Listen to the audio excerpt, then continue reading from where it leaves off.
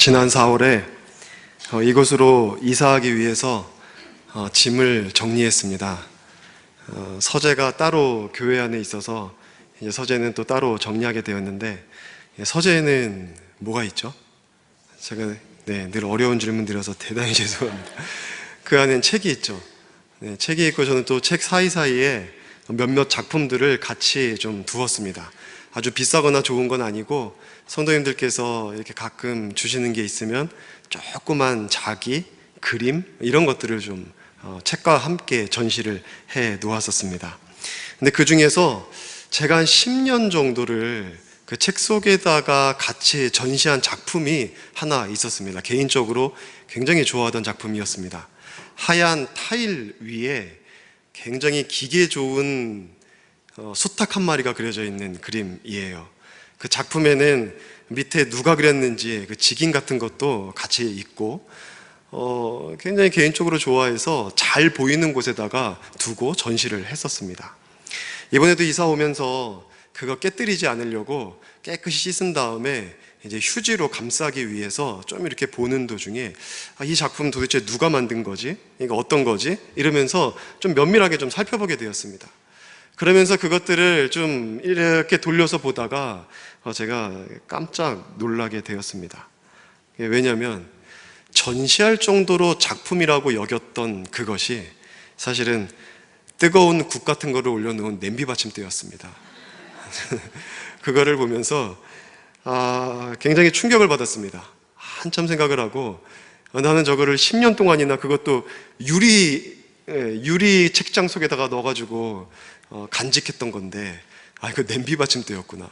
누가 줬는지도 기억 안 납니다. 근데 그게 보니까 냄비 받침대더라고요. 한참 그거를 손에 들고 생각을 했습니다. 한참 바라보면서 제 마음에 들었던 생각은 이게 꼭 나갔다라는 생각을 했습니다. 이거 나갔다. 내가 냄비 받침대처럼 진짜 별것 아닌 존재인데 하나님께서 나 같은 사람도 사랑하셔서 쓰시는구나. 그래서 하나님의 이 귀한 사역, 생명 살리고 영혼 살리는 사역, 주님이 피 흘려 세우신 교회를 섬기는 사역에 이렇게 부족한 사람을 쓰시는구나, 이런 생각을 하게 되었고, 저는 그 타일을 이제 치워버리지 않고 오히려 좀 더 잘 보이는 곳에다가 계속해서 전시하려고 합니다. 목회하는 동안 그 타일 볼 때마다 겸손하게 돌아보려고 합니다. 부족한 사람 사용하시는 하나님의 은혜에 대해서 감사하면서 겸손하게 사역하려고 합니다. 지난주에 공동의회를 통하여서 제가 이렇게 귀한 우이중앙교회의 4대 담임 목사로 여러분께서 섬길 수 있는 기회를 주셔서 감사를 드립니다. 겸손하게 초심 잃어버리지 않고 냄비 받침대 같은 인생, 귀하게 쓰신 하나님의 은혜에 감사하면서 주의 사역 끝까지 잘 감당하도록 하겠습니다. 바울도 보면은 오늘 본문에서 동일한 얘기를 하고 있습니다. 자기 자신에 대해서, 그리고 자기 자신뿐만 아니라 인간의 그 보편적인 특성에 대해서 동일한 묘사를 하고 있습니다. 은유적으로 비유를 통해서 말씀하고 있는데, 인간을 어디다가 비유를 합니까? 4장 7절에 보니까 인간은 뭐라고 얘기하고 있습니까? 질그릇이라고 얘기를 하고 있어요. 이거는요, 우리 모든 인간의 정체성입니다. 질그릇이에요. 오늘 본문을 통해서 우리가 첫 번째 기억해야 될 것이 바로 이것입니다. 우리는 질그릇이다. 질그릇은요, 깨어지기 쉬운 그릇입니다. 질그릇은요, 이 재나 이런 거를 바르지 않아서 윤기가 나지 않고 굉장히 투박한 그릇입니다. 볼품이 없어요. 질그릇은요, 그래서 가치도 없는 그릇입니다. 그릇 자체만 두고 보면은 질그릇보다 훨씬 좋은 그릇들이 많이 있습니다. 근데 우리는 그 많은 좋은 그릇은 다 차치하고 하나님께서 우리를 묘사할 때 너희는 질그릇이다 라고 지금 말씀하고 있는 겁니다. 우리는 정말 약한 존재입니다. 우리의 육체도 우리의 정신도 쉽게 깨어집니다. 아무것도 아닌 감기 바이러스에도 저처럼 코맹맹이 소리를 냅니다. 어디에 부딪히면 깨지고 넘어지면 다칩니다. 지나가는 차에 부딪혀도 큰일 나는 게 우리 인생입니다. 의지도 약하고 정말 약한 존재죠. 젊고 강인하고 힘이 있을 때, 능력이 있을 때에는 그런 것들을 잘 인식하지 못하지만 시간이 지날수록 낡아지고 후퇴하게 되는 우리의 육신과 우리의 정신을 보게 됩니다. 저도 나이에 비해서 굉장히 젊어 보이지만 예전에 그 젊었을 때를 생각해 보면 많이 힘을 잃었습니다. 우리가 질그릇이다. 네, 이것을 빨리 이해하고 인정하는 것이 정말 중요합니다. 여러모로 유익이 있어요. 우리 사람이 스스로를 질그릇이라고 생각하지 않기 때문에 우리는 하나님 앞에서 굉장히 많은 시간을 헛되이 소모하며 살아갑니다. 우리는 굉장히 많은 시간 내 자신의 힘으로 산다고 생각을 하고 내 자신을 높이 평가합니다.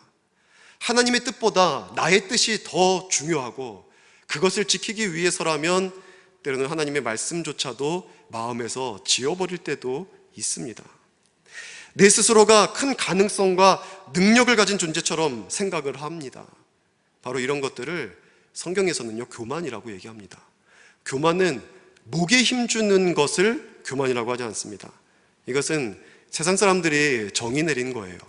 하나님께서 말씀하시는 교만은 하나님이 나의 주인 되지 않고 내 뜻대로 내 인생 사는 게 교만입니다.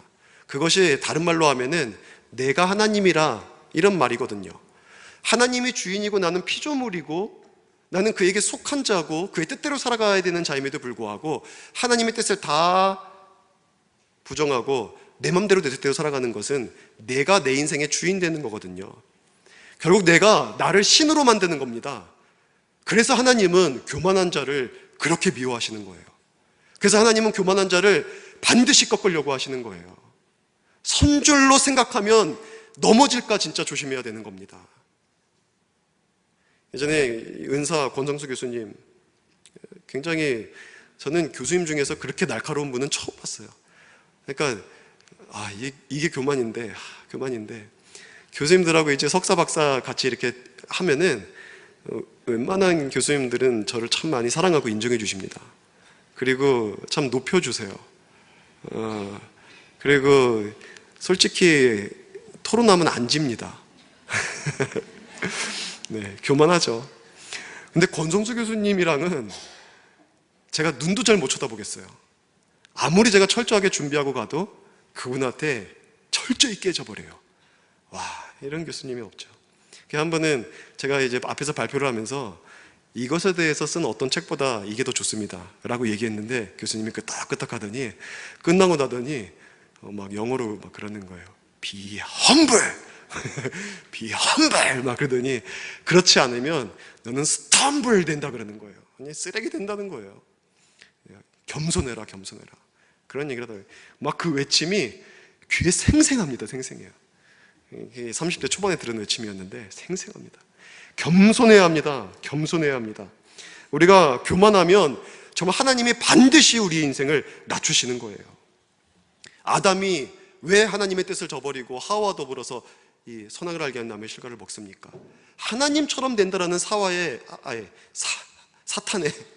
사탄과 하와를 합친 겁니다. 사와.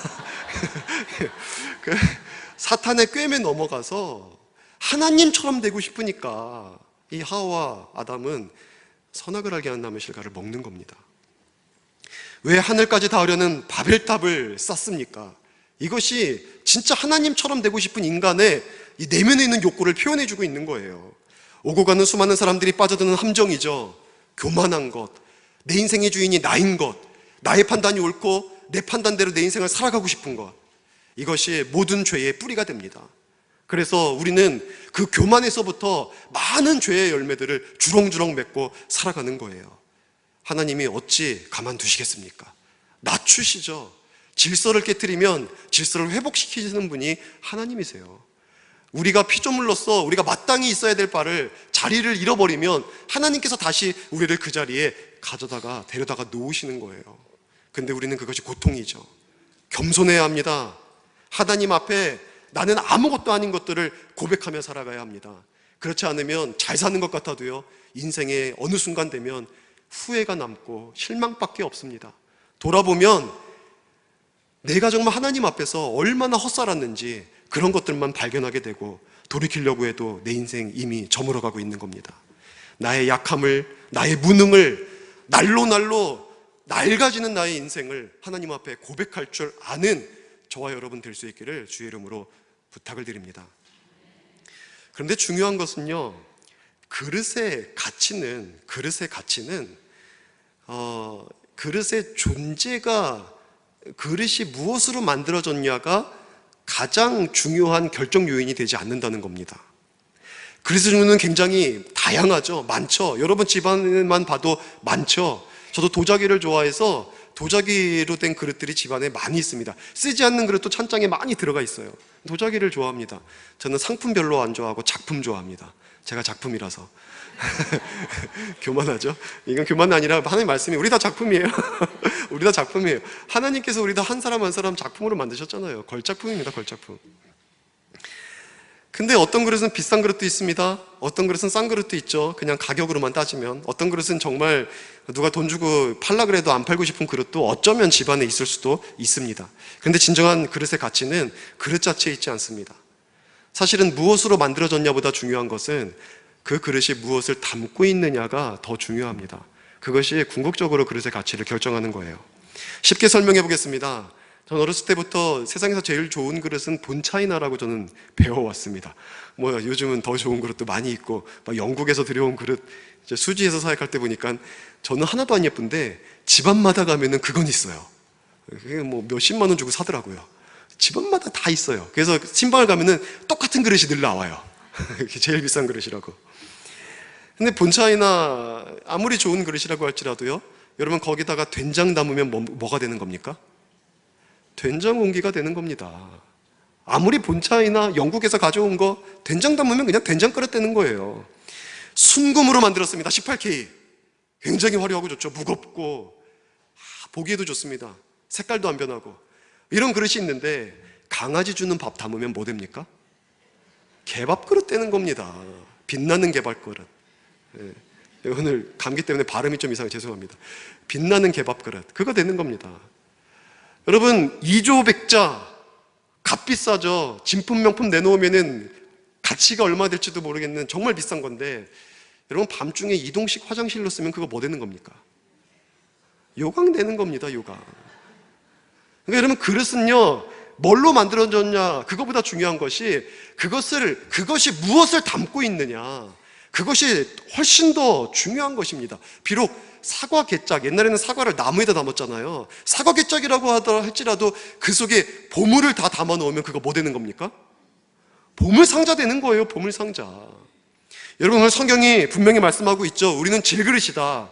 근데 질그릇인데 그 안에 담겨 있는 게 무엇입니까? 보배가 담겨 있다고 얘기하고 있어요. 그러면 여러분 우리는 얼마나 귀한 존재들입니까? 내가 깨지기 쉽고 내가 가치가 없고 내가 진짜 아무 힘도 없는 그런 무능한 존재고 날로 육신과 정신이 후퇴해가고 낡아지는 그런 존재라고 할지라도 우리가 진짜 가치 있는 이유는요, 우리가 보배를 담고 있기 때문입니다. 여러분 그거를 믿으시기 바랍니다. 그래서 정말 우리는 그래서 가치 있고 의미 있는 존재인 거예요. 그래서 우리가 두 번째 기억해야 될 것이 바로 이것입니다. 우리는 보배를 담은 질그릇이다. 보배를 담은 질그릇이다.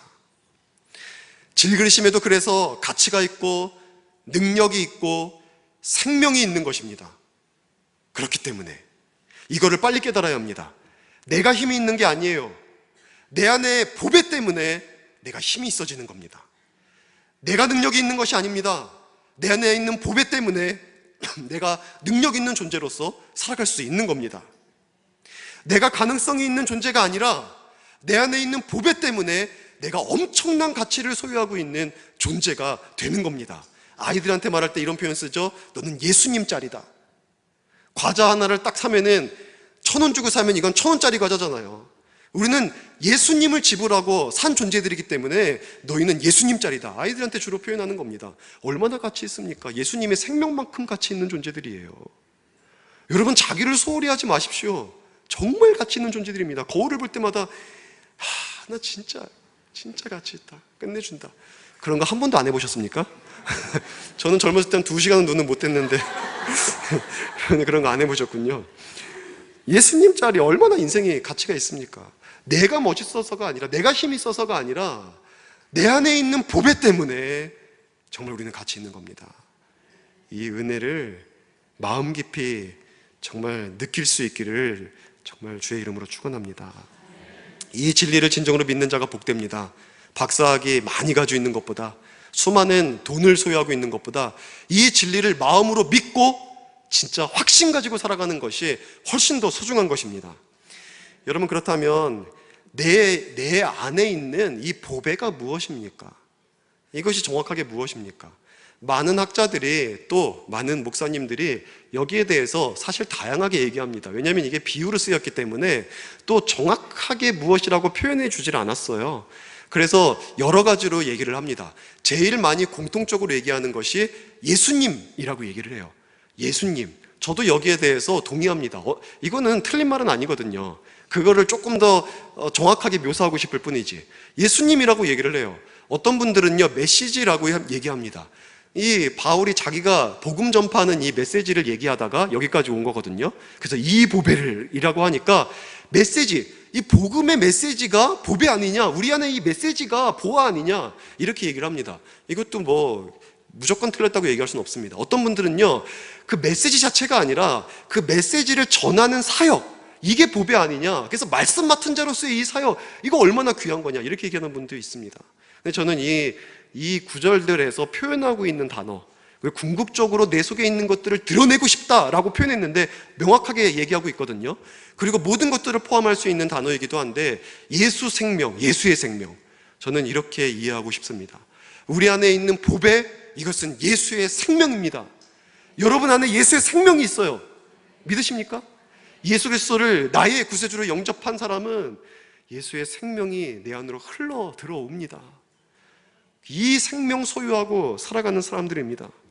그래서 질그릇이지만 예수 생명 소유해서 행복합니다. 기쁨이 있습니다. 기쁨이 있습니다. 여러분, 제가 이 설교할 때마다 참 기쁨이 느껴지지 않습니까? 새벽 예배 때는 조금 안 그렇습니다. 이렇게 웃고 싶어도 이렇게 막 다 잠겨 있어서. 그러나 제 안에는 감출 수 없는 기쁨이 있습니다. 행복합니다. 예수 생명 내 안에 있어서. 예수님이 내 안에 계신데 뭐가 안 기뻐요? 뭐가 우리를 그렇게 절망하게 하고 힘들게 합니까? 기쁨이 있어요. 잠시 근심하지만 영원히 기뻐하며 살아가는 존재들입니다. 평안이 있습니다. 행복이 있어요. 능력도 있습니다.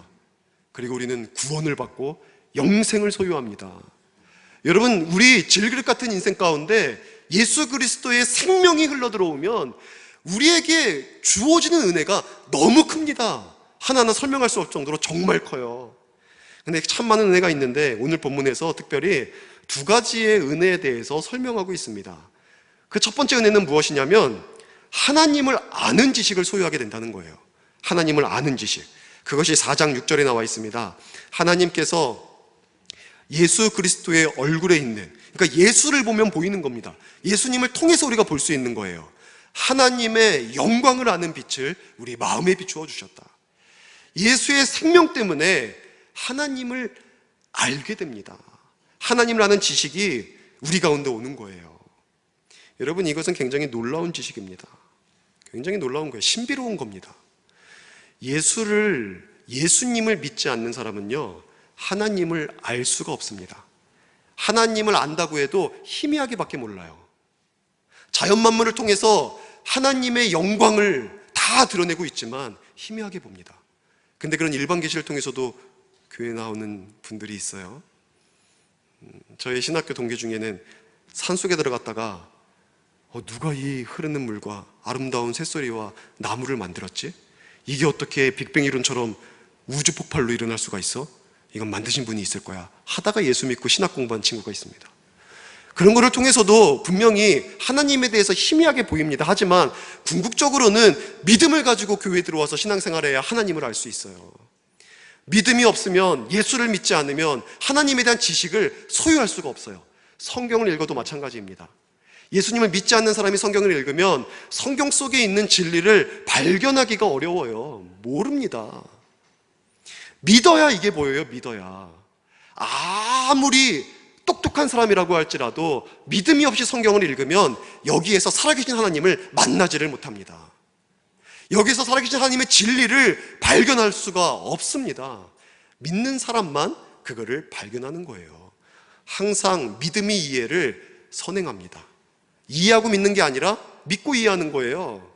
제가 이런 걸 잘 듣는 비유가 어머니와 자식 비유입니다. 이런 거 얘기할 때, 설명할 때. 여러분의 어머니를 여러분 어떻게 합니까? 여러분의 어머니를. 여러분의 어머니가 진짜 어머니인 걸 어떻게 이해합니까? 비슷하게 생긴 것 때문에 이해하십니까? 네. 세상에 비슷한 사람이 얼마나 많이 있습니까? 특별히 배우자 보면은 남매같이 닮으신 분들도 있어요. 우리 교회도 몇 분 계시더라고요. 제가 말은 안 했는데 너무 똑같은 분들이 있더라고요. 예. 비슷한 분들끼리 만나서 결혼해요. 왜 그런 줄 아십니까? 늘 거울로 그 얼굴 봤거든요. 그러니까는 무심코 지나가다가 그 얼굴 보면 이뻐 보이는 거예요. 그러니까 늘 보던 얼굴이니까, 익숙한 얼굴이니까. 그래서 둘이 만나서 결혼하더라고요. 여러분, 어머니가 내 어머니인 거 어떻게 알아요? 유전자 검사 해봤습니까? 그래서 여러분 밥 달라고 하는 겁니까? 이해하니까, 유전자 검사해보고 과학적으로 99% 정확하다고 얘기하니까 우리 어머니가 맞다, 이제 밥을 해달라고 해야겠다. 여러분 그렇습니까? 아니에요. 그냥 어머니인 걸 믿는 거예요. 믿으니까 무조건 요구하죠. 엄마 밥 줘. 그러면 이 아주머니가 웬일인지 밥을 3끼를 다 줍니다. 옷 사줘 그러면 옷을 사줍니다. 때로는 막 승질 부리고 땡깡 부려도 받아줍니다. 그게 왜 그래요? 그게 이해하니까 믿어지는 게 아니라 믿으니까 다 이해되는 거예요. 여러분, 사실 모든 지식이 다 이 순서를 따라가요. 믿고 이해하는 겁니다. 그러니까 우리가 예수 그리스도를 믿으면, 그래서 예수 생명이 우리 안에 흘러들어오면 우리는 그 예수 생명으로 말미암아 하나님을 보게 됩니다. 하나님을 이해하게 됩니다. 하나님의 성품이 보이고 하나님의 사역이 보입니다. 내 삶 속에 역사하고 계시고 움직이고 계신 그 하나님을 만나게 됩니다. 그것이 예수님을 믿는 사람에게 주시는 하나님의 은혜예요. 하나님을 아는 지식이 내 안에 충만해지는 거예요. 얼마나 귀합니까? 여러분, 하나님을 아는 지식은요, 모든 지식의 근본입니다. 모든 지혜의 근본이에요. 하나님을 알아야 나를 압니다. 하나님이 주인이신 것을 알아야 내가 그분의 청지기인 것을 아는 거예요.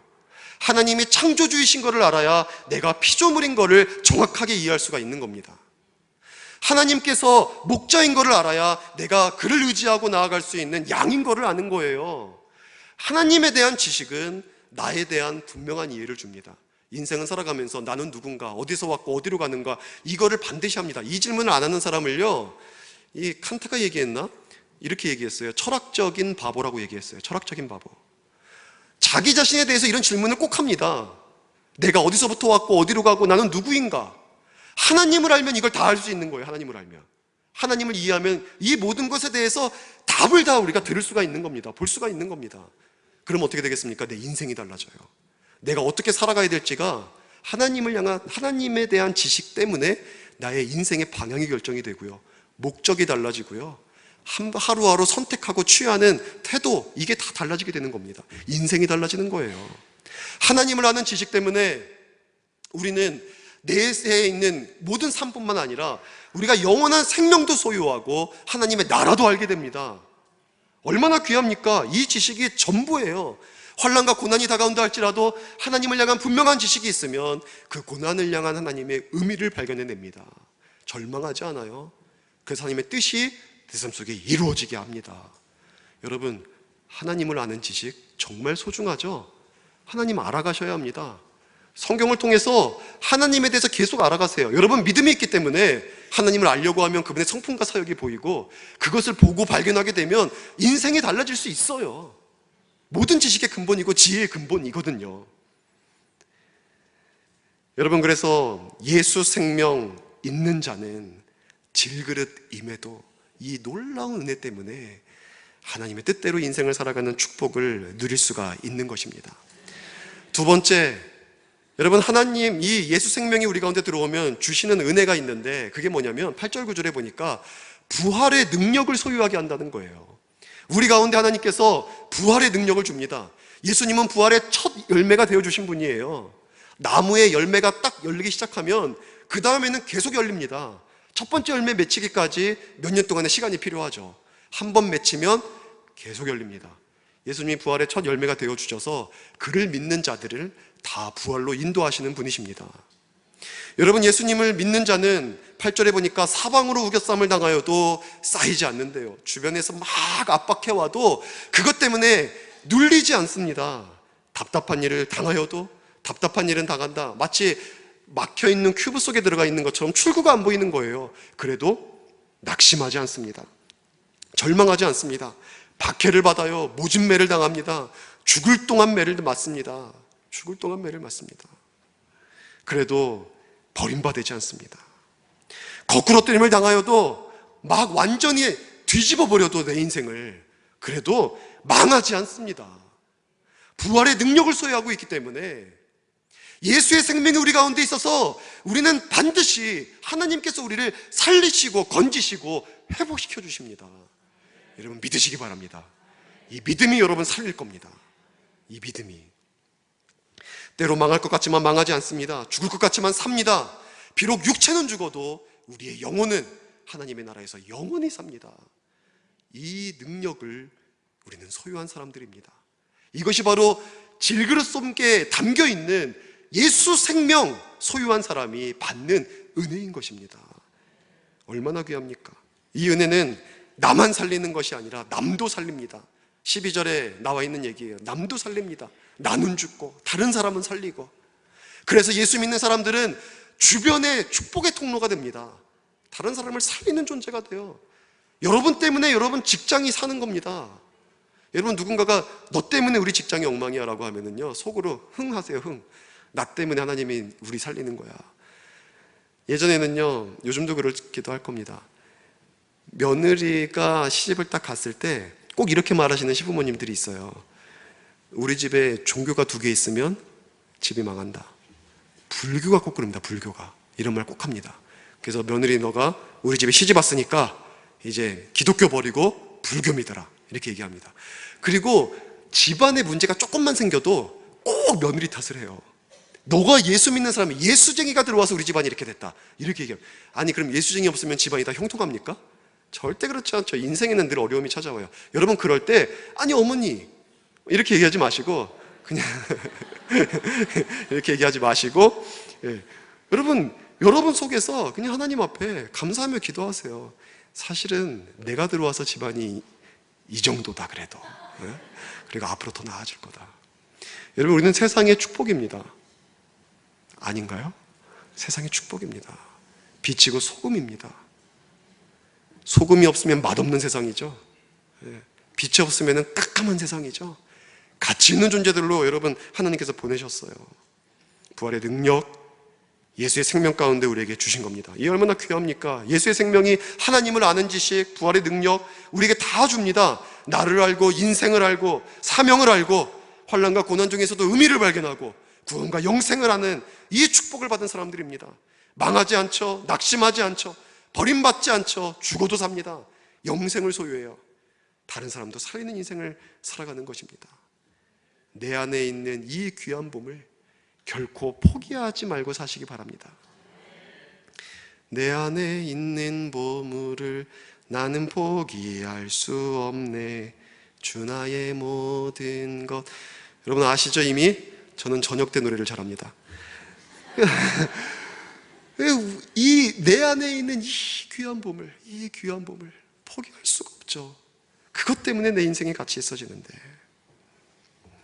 여러분, 이제 마지막 세 번째로 이제 우리가 깨달아야 될 것, 이 본문을 통해서 깨달아야 될 것, 첫 번째는 우리는 질그릇이고, 두 번째는 그러나 보배를 담은 질그릇이고, 세 번째 깨달아야 될 것은 역시 7절입니다. 심히 큰 능력은 그렇기 때문에 내게 있는 것이 아니라 하나님께 있다.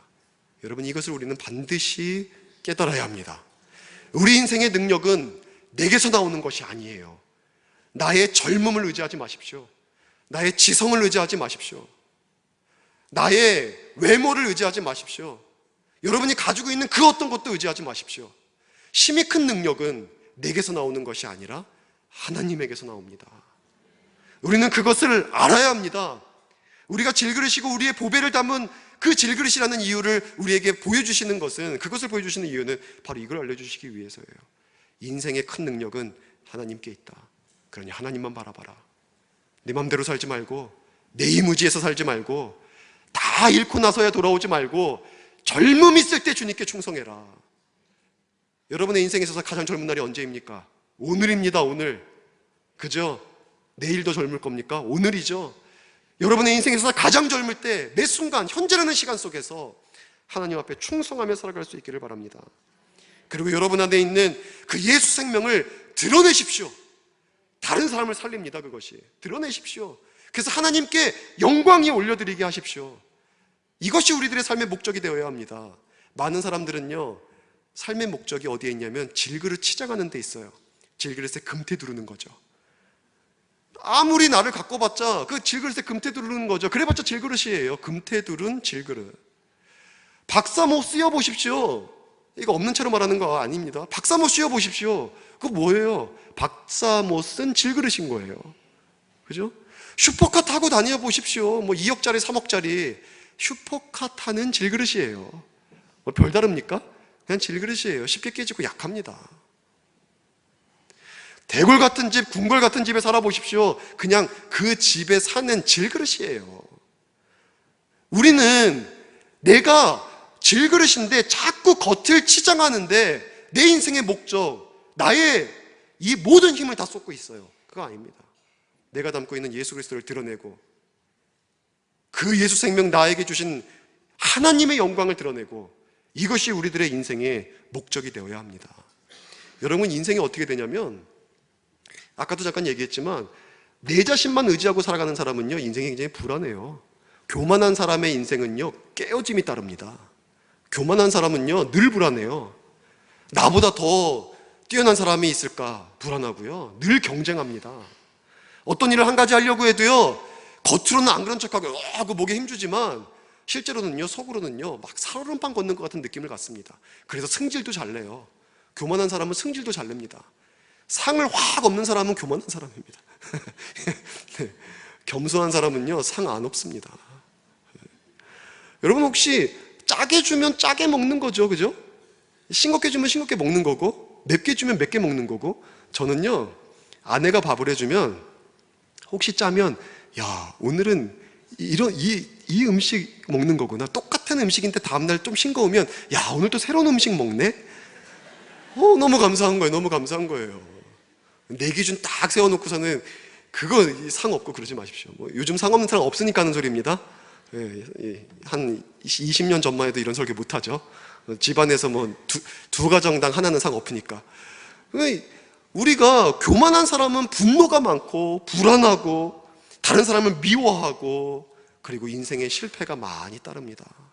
여러분, 그게 교만한 사람의 특징이에요. 근데 겸손해서 하나님 의지하고 예수 그리스도의 생명 붙잡고 살아가는 사람은요, 그 마음 가운데 평강이 넘칩니다. 기쁨이 있어요. 내가 아무리 깨어지는 인생을 살아도요, 기쁨이 있어요. 기쁨이 있어요. 부끄러운 고백 한 가지를 하겠습니다. 네, 부끄러운 고백입니다. 진짜 일부에도 하긴 했지만 말씀 준비하면서 고민 많이 하다가 이제 합니다. 작년 초에 이제 담임 목회를 할 때가 되지 않았나 생각을 하게 되었습니다. 이제 담임 목회를 하자. 부교육자 생활을 20년을 넘게 했는데 이제 담임 목사로 하나님 앞에 헌신할 때가 된 것 같다. 또 제가 10년 전에 기도한 게 있었거든요. 3년은 소형교회, 3년은 중형교회, 3년은 대형교회 간 다음에 하나님 목회하게 해주세요. 그래서 모든 교회를 다 경험해보고, 목회자가 작은 교회에서는 어떻게 해야 되는지, 큰 교회에서는 어떻게 해야 되는지 다 경험해보게 하시고, 그 다음에 제 목회하게 해주세요. 이런 기도했고, 그 시점이 이른 거였거든요. 그래서 그렇게 기도하면서 주변에 이제 목사님들, 또 저를 아껴주시는 분들한테 기도를 부탁했습니다. 담임 목회자로 이제 지원하려고 하는데 좀 기도해 주십시오라고 했습니다. 그리고 기도를 한 6개월쯤 한 다음에 처음으로 기독신문을 딱 펼쳐봤는데 제 눈에 처음에 딱 보인 게 우이중앙교회였습니다. 그래서 우리 교회에 이제 이력서를 제출하게 되었고 여기에 서게 되었습니다. 근데 여러분, 이 처음에 담임 목사를 하겠다라는 마음을, 하고 싶다라는 마음을 갖고 이력서를 써고 제출하고 1년이 넘는 시간, 올 초까지만 해도요, 저의 마음은 어떤 마음이 있었냐면, 야, 내가 가는 교회는 진짜 수지 맞았는데? 참 얼마나 교만합니까? 이 인간이 이래요. 목사가 이러고 있습니다. 뭐, 난 정말 잘할 수 있다, 뭐 이런 마음이 드는 거예요. 내가 목회하면 얼마나 참 재미있고 행복하게 할까. 교회를 정말 행복하게 세워갈 수 있다. 난 잘할 수 있다. 이런 마음이 제 속에서 이게 떠나지를 않는 거예요. 담임 목회하고 싶다. 난 정말 잘할 수 있다. 이 자신감이 막 넘치는 거예요, 진짜. 막 넘치는 거예요. 근데 막상 이제 2월 이제 초에 장로님께서 전화를 하셔가지고 1인으로 이제 우리 교회 오시면 됩니다 라는 딱 말씀을 듣자마자 전화를 딱 끊었는데, 그때부터 속이 뒤틀리는 거예요. 속이 다 뒤틀리고 제 삶 속에 있는 평강이 다 깨어져 버리는 거예요. 며칠 동안 잠을 못 잤습니다. 잠을 잘 못 자겠어요. 그냥 뭘 해도 손에 안 잡혀요. 앞이 깜깜해요. 아무것도 안 보이는 거예요. 아무것도. 그러면서 난 아무것도 할 수 없는 사람이구나. 그게 진짜 고민하기를, 난 지금 담임 목사하면 안 되겠다. 이렇게 아무것도 안 보이고 이렇게 할 수 있는 게 없는데 내가 어떻게 한 교회를 맡아서 담당할 수 있겠나. 그래서 담임 목사님한테 쫓아가서, 목사님 제가 그렇습니다. 근데 우리 목사님 되게 막 인자하거든요. 웃으면서 막 안아주고 막, 원래 그런 거야, 괜찮아. 목포까지 막 쫓아내려갔어요. 목포까지 쫓아내려가서 우리 멘토 목사님한테도 막 물어보니까 목사님도 똑같은 얘기 해주더라고요. 막 웃으면서 또 안아주시고, 원래 그렇게 하는 거고 그게 바르게 가는 거야, 이렇게 얘기를 막 해주시고. 저는 정말 다 깨져버린 거예요, 평강이. 그러다가 하나님의 말씀을 이렇게 매일매일 묵상하다가 제 마음에 평강이 깨어진 이유를 발견하게 되었습니다. 그게 시편 131편 말씀이었어요. 시편 131편의 2절에 보니까 다윗이 자신의 내면에 있는 평강을 표현하는데 이렇게 얘기를 합니다. 실로 내가 내 영혼으로 고요하고 평온하게 하기를, 젖된 아이가 그의 어머니 품에 있음 같게 하였나니 내 영혼이 젖된 아이와 같도다 라고 얘기를 하더라고요. 여러분, 이 모유를 먹는 아이들이 엄마 품에서 모유를 먹고 배가 많이 불러서 약간 졸린 눈으로 이렇게 딱 입에서 떼면은 여러분 표정이 어떻습니까? 너무 행복해 보여요. 너무 행복해 보입니다. 그렇게 인간이 만족하는 모습을 저는 못 본 것 같아요. 너무 사랑스러워요. 여러분, 이런 평안함, 세상에 걱정되는 게 어디 있겠습니까? 무서운 게 어디 있어요? 배부르지, 따뜻하지, 너무 만족하는 거죠. 다윗이 지금 이 평안함을 소유하고 있다는 거예요. 저는 평안이 다 깨어졌는데. 그래서 궁금하죠. 제가 1절을 깊이 봤습니다. 1절에 보니까 다윗이 그렇게 평안함을 유지하게 된 이유들이 나와 있어요. 첫 번째, 이런 얘기를 하더라고요. 여호와여, 내 마음이 교만하지 아니하고. 교만하지 않다는 거예요. 저는요, 잘할 수 있어 라는 마음은 가지고 있었지만 난 대단해 이 마음이 가지고 있는 건 아니었어요. 그러니까 저는 스스로가 교만하지 않다고 생각을 했죠. 하나님, 나는 교만하지 않은데요. 두 번째 보니까 이런 내용이 나옵니다. 내 눈이 오만하지 아니하며. 저 오만하지 않습니다. 이게 오만인가요? 저는 오만하고 거리가 먼저, 인격. 목회자가 인격이 없으면 그 안에 성령이 없는 거 아닌가? 저는 이런 판단을 합니다. 성령 충만의 열매가 인격이거든요. 근데 인격이 없는데 성령이 다스리지도 않는데 어떻게 목회를 하지? 이런 생각까지 해요. 목회자는 그래도 인격적이어야 하는 게 당연하지 않나. 혹시 미성숙한 사람이 있을 수 있지만 목회자는 목양해야 되는, 그래도 영적으로 성숙해야 되는데 그러면 인격의 열매가 나타나야 되지 않나, 이런 생각하고 있었거든요. 그러니까 오만? 막 다른 사람 앞에서 막 눈으로 막 내리깔고 어찌 이럴 수 있나, 난 안 그런다, 이런 생각했어요. 근데 세 번째 걸렸습니다. 세 번째 이런 표현이 있더라고요. 내가 큰 일과 감당하지 못할 놀라운 일을 하려고 힘쓰지 아니하나이다. 이게 딱 걸리는 거예요. 하나님, 이게 여기서 다윗은 이게 교만이고 오만이라고 얘기하고 있는 거거든요. 근데 제 안에 이게 있었던 겁니다. 큰 일을 알고 싶다. 세상을 깜짝 놀랄, 감당하지 못할 일을 하고 싶다. 난 할 수 있다. 여러분, 스스로에게 이 확신과 암시를 주고 있었던 거예요. 근데 저는 질그릇이거든요. 그거를 감당해낼 깜냥이 없는 존재거든요. 그러니까 내가 정말 큰 일을 해야지, 감당하지 못할 일을 해야지, 막상 그 일이 딱 주어지게 되니까 평강이 다 깨어져 버린 거예요. 속이 뒤틀려 버리는 겁니다. 이게 안 되는 거죠. 이거는 제가 해낼 수 있는 일이 아닌 거죠. 제 힘으로 해낼 수 있는 일이 아닌 거죠. 목회를 어떻게 인간의 힘으로 합니까? 어떻게 인간 목사가 하나님의 양떼를 섬깁니까? 이거 불가능한 거거든요. 근데 제가 나는 잘할 수 있어, 나는 큰 일을 할 거야, 나는 위대한 일을 할 거야, 이 마음이 저를 사로잡고 있으니까 그 일이 주어지는 순간, 실제로 주어지자마자 속이 뒤틀리고 평강이 깨어지고 잠을 못 자고, 여러분, 이 삶이 되어버리는 겁니다. 아, 이게 그만이구나. 아, 이게 오만이구나. 내가 나를 신뢰하려고 했구나. 그리고 3절에 보니까 이렇게 말합니다. 이스라엘아, 지금부터 영원까지 여호와를 바랄지어다. 제가 카톡에다 이거 써놓은 거예요. 그래서 영어로. 이 말씀은 하나님께서 저에게 주신 말씀입니다. 그 순간 평강이 임하는데, 깨닫는 순간 평강이 임하는데, 정말 강 같은 평화, 이것이 내 마음에 확 물밀듯이 막 밀려오는 거예요. 그래서 제가 고민을 얘기했던 어르신들한테 전화해서 목사님 제 마음에 평강이 찾아왔어요. 너무 행복해요. 시편 131편 하나님께서 주셨는데 이 말씀 통해서 평강을 찾았습니다. 또 목사님들이 격려해 주죠.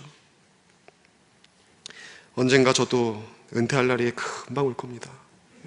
금방 올 겁니다. 그죠? 세월 얼마나 빠릅니까? 벌써 40살 넘게 살았는데 금방 옵니다.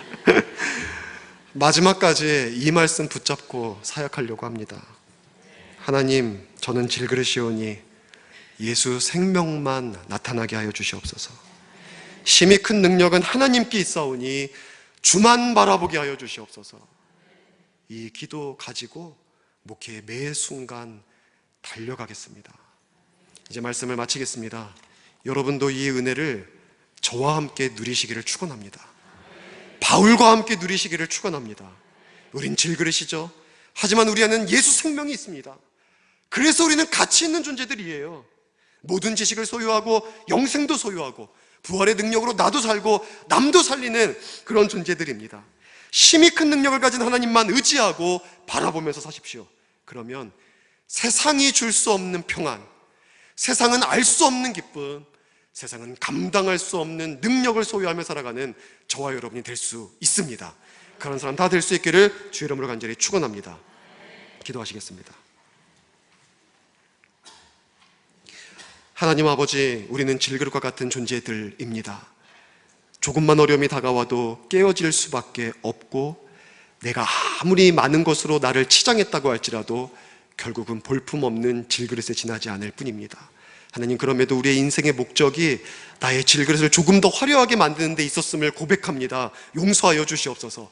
우리 인생의 목적이 오직 보배이신 그리스도와 하나님만을 드러내며 살아가는 것이 목적이 되게 허락하여 주시고, 이 땅에 하나님의 나라를 이루어갈 수 있는 저희가 되게 하여 주시옵소서. 주를 의지함으로 세상이 줄 수 없는 평안, 세상이 알 수 없는 기쁨, 세상은 감당하지 못할 능력을 소유하며 승리하며 살아가는 저희가 다 되게 하여 주시옵소서. 감사드리며 예수님의 이름으로 기도드렸사옵나이다. 아멘.